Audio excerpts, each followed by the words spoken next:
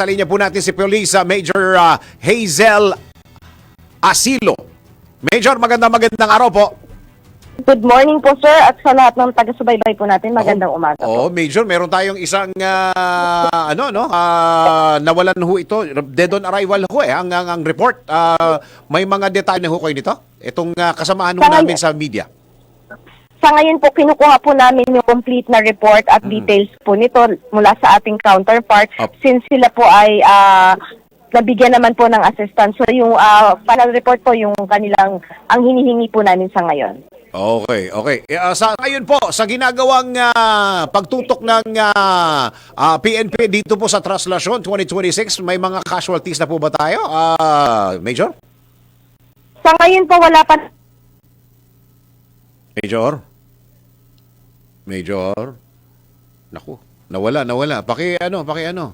Paki-reconnect si Police Major Hazel Asilo.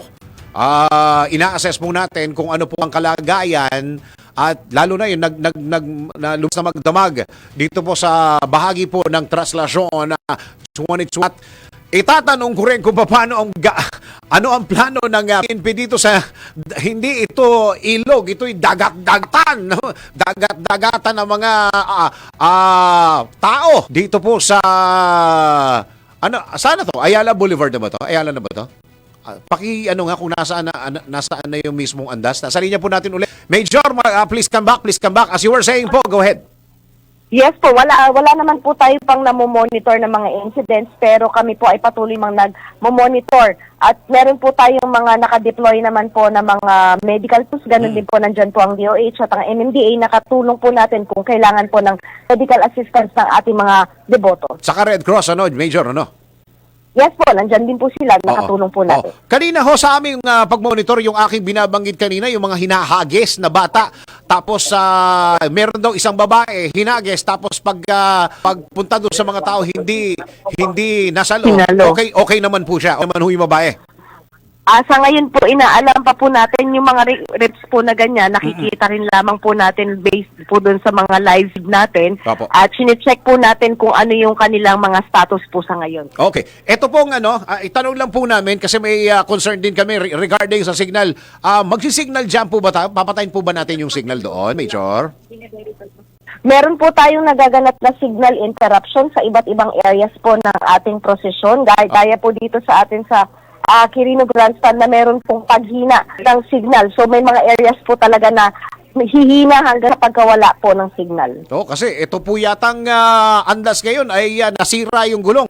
Yun yung bang mga ihos na mga ganyan magkakataon, tinutulungan po ba natin yung mga ihos na ganyan, yung pag-repair ng gulong ng andas, Major?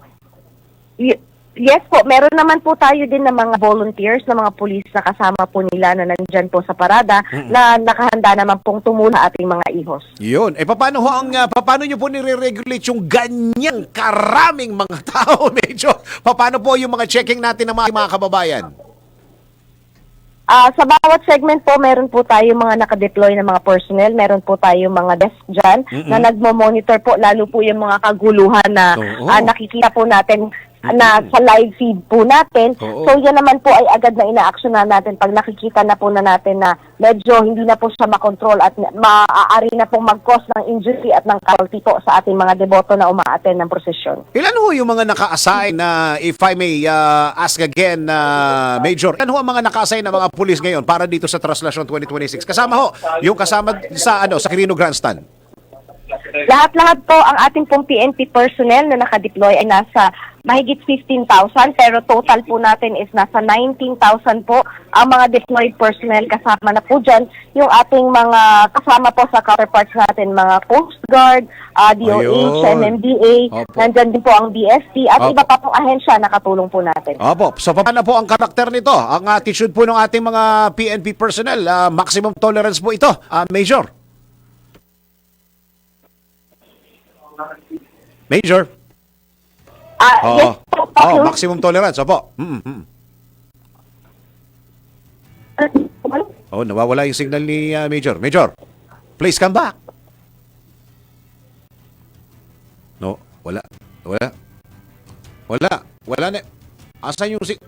At saan ka man naroroon, signal.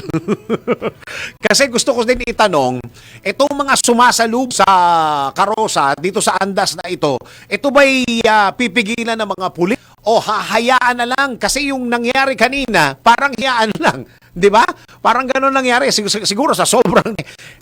Ang estimated po na tao ng Disaster Risk Reduction Management Office ay 220,000. Okay? Ang pulis na naka-assign, 15,000. Okay na bahala mag-ratio dyan, ha? 220,000 yung mga deboto na aabot po ito yata hanggang 1,000,000. May record tayo na parang hanggang 8,000,000 eh. Di ba? Parang may hanggang 8 noon. Paano ngayon? Pag 15,000, magdadagdag sila o hindi na? O, di ba? Dahil itong 220 mamaya ng konti, 1,000,000 na ito. Sige, nasa linya po natin ulit. Tayo ng linya dahil yung linya natin hindi gano'ng kaganda. Major, pana po natin ang ating mga linya ng telepono. Major, ito hong Yes po. yung mga sumasalubong dito sa andas, ito po ba'y pinipigilan pa ng PNP, Major? Ang una po,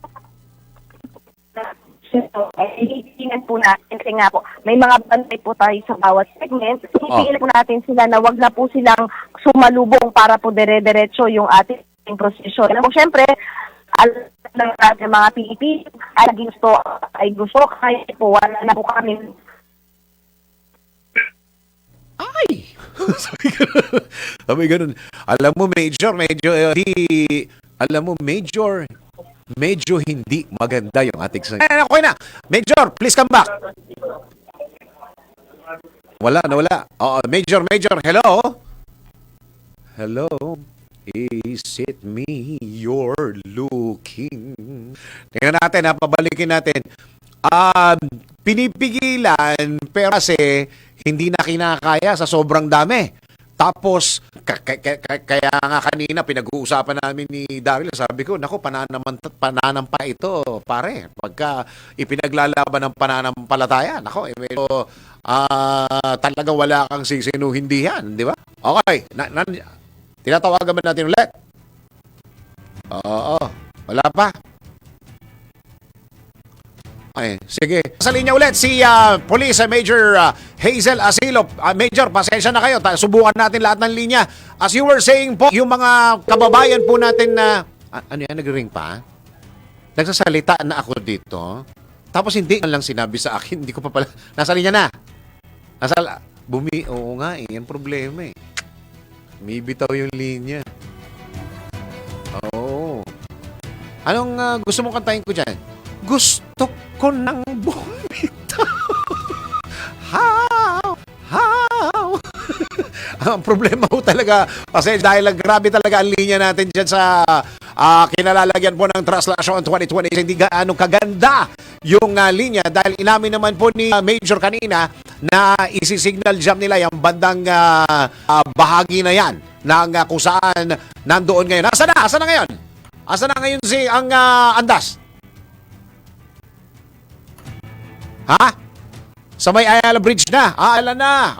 Okay. So, ibig sabihin, nalampasan na yung entrada ng Ayala, yung may mga sumasalubong. Umintrada na. So, nasa Ayala Bridge na po yung andas. Okay. Sige. Sige, mamaya ng kaunti. Tayo munang nasa linya na ulit. Okay, Major, bilisan na lang natin. Major, Yes po. nawawala po. Pasensya na ho, talagang ganito yung mga linya natin.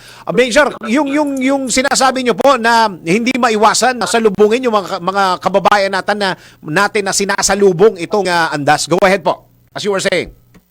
Yes po, meron na po talagang mga naghihintay bago pa man po mag-start yung prosesyon. Meron na po talagang mga naghihintay dito sa mga segments. So hindi po talaga natin maiwasan na meron pong sasalubong. Pero ano naman po tayo mga ginagawa gaya ng ating patuloy na paalala dito sa kababayan para po na rin sa kanilang sariling kaligtasan. Yung ginagawa natin na para rin po mapabilis yung ating pag-usad ng ating andas. At saka libo-libo ito, Major, no? Na sabay-sabay talagang sumusugod doon sa andas.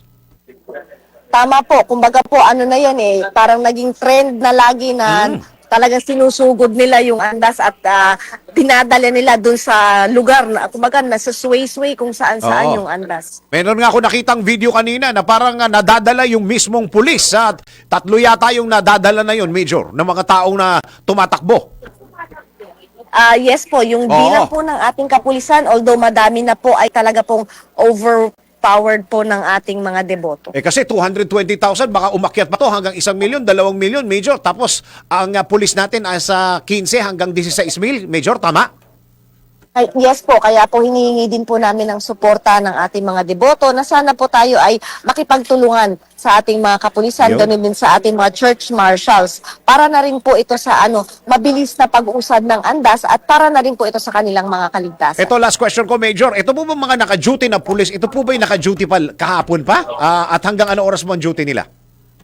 Mayroon naman po kaming shifting ng Yun, ng yun. aming pong duty, pero po parang 12 hours lamang naman po, at kung halimbawang kailanganin pa rin, on call po kaming lahat, at kung kailangan ay ma-deploy ay nade-deploy po din agad kahit hindi pa nakakapahinga ng ganung tagal ng oras. Oo nga, dahil yata yung mga nakaraang na taon, parang napag-usapan yung mga diaper ng mga pulis na hindi na nakakaihi, hindi na nakaka-break. Okay, Major, nasa inyo po yung pagkakataon. At kausapin nyo po at makiusap po kayo sa mga kababayan po natin na nakamonitor ngayon, na nandun ngayon sa Trust Nation. Go ahead po.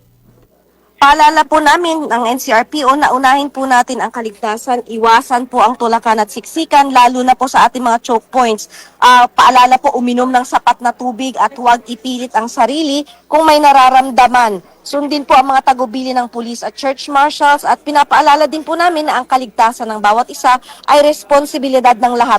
Makinig at sumunod sa mga pulis, church marshals at volunteers, at iwasan po natin ang mga kilos na maaaring magdulot ng panganib sa ating sarili, ganon din po sa ating mga nasa paligid. Sama-sama po nating panatilihan ang kaayusan upang ang paggunita po natin sa mahal na poong Jesus Nazareno ay maging ligtas, payapa at tunay na makahulugan. Maraming salamat, Major Hazel Asilo. Ingat po kayo. God bless po. Maraming salamat.